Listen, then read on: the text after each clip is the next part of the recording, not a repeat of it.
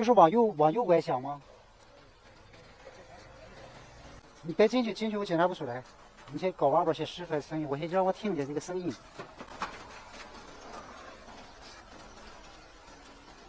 哎呀，这什么响？弹簧啊！我试一下看。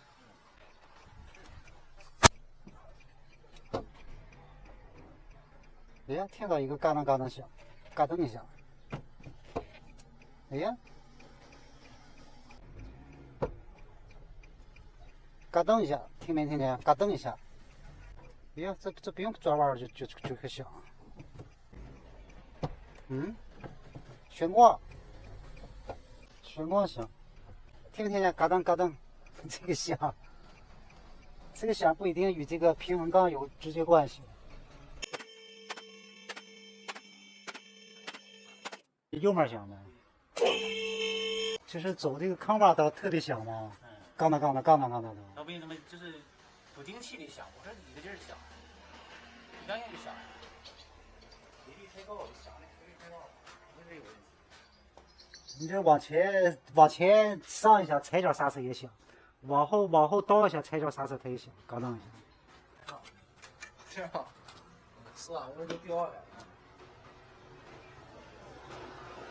是。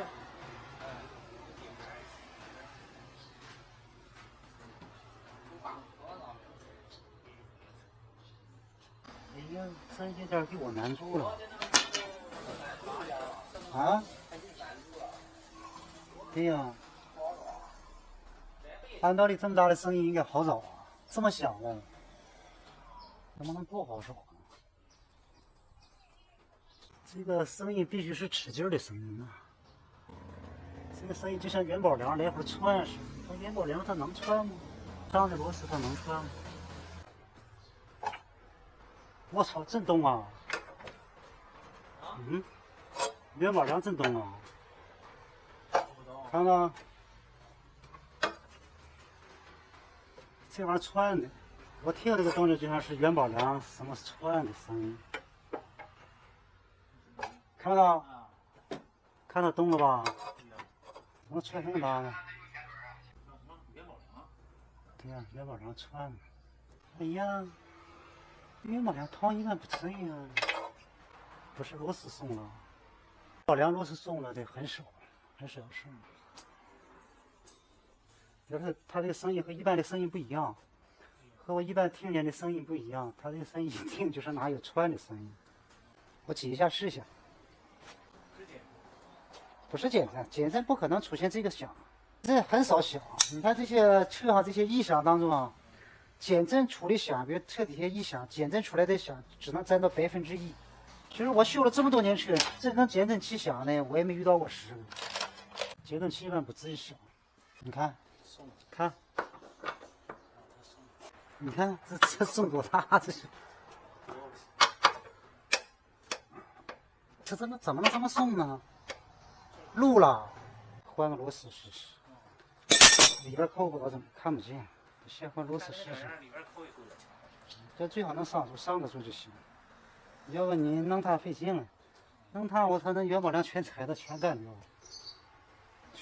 你要是焊帽你还弄不好，还得扒那个里边底板那些玩意儿。啊，就是因为这颗螺丝，它上不紧了，它才出现这个元宝梁窜动，元宝梁窜了它响。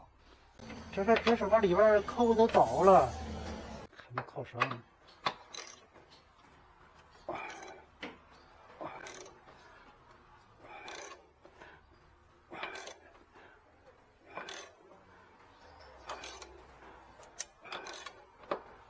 就点劲儿。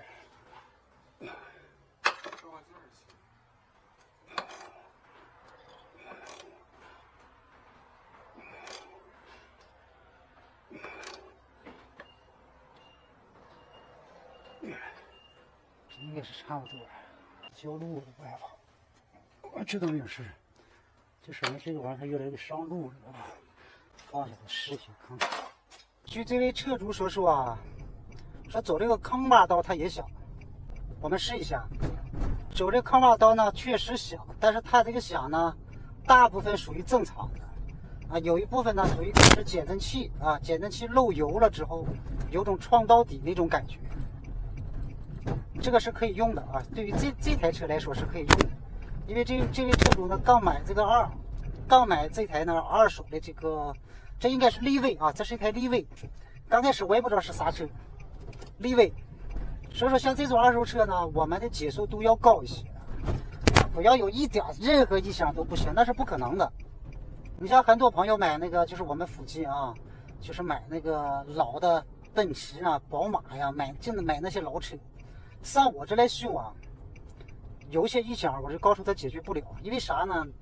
他就是冷的钉根的，就没啥钱买这个玩意儿吧，已经把钱花的差不多了。你有时候你给他修呢，你要是花个千八的，他还要欠你账。所以说像那种车一般我都不修，像那种车啊，我就告诉他解决不了，我修不了，啥异响我也修不了。这位车主大哥呢，刚才来的时候呢，告诉我说是右前轮的球笼子坏了。因为这个大哥呢，原来他是修轮胎的，他对车呢也是懂一些的。他告诉我，一转弯或者是一走坑洼道，一打轮的时候他就响。其实他打不打轮他都响，只要是踩刹车，不管前进后退，只要踩刹车他就咯噔一下子。我幸亏没信他，我要是信他了，把右前轮球笼子给换掉了，如果这个响还在的话，那人家不能认可呀。到那个时候，人家车主就不能说啊是他自己说球笼响的，因为毕竟咱们这修车嘛，就相当于病人到了医院里，病人只是感觉，但是说实际情况呢，还得靠咱们给检查一下。他这个就是元宝梁啊，前元宝梁9颗螺丝漏掉了，滑丝了之后呢，上不住了。